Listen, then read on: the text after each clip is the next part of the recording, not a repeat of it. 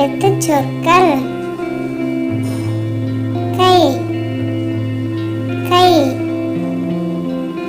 By, by. கோ, அரசன், கோ, அரசன். மா, மாம்பழம், மா, மாம்பழம். டி, டி, பூ, பூ.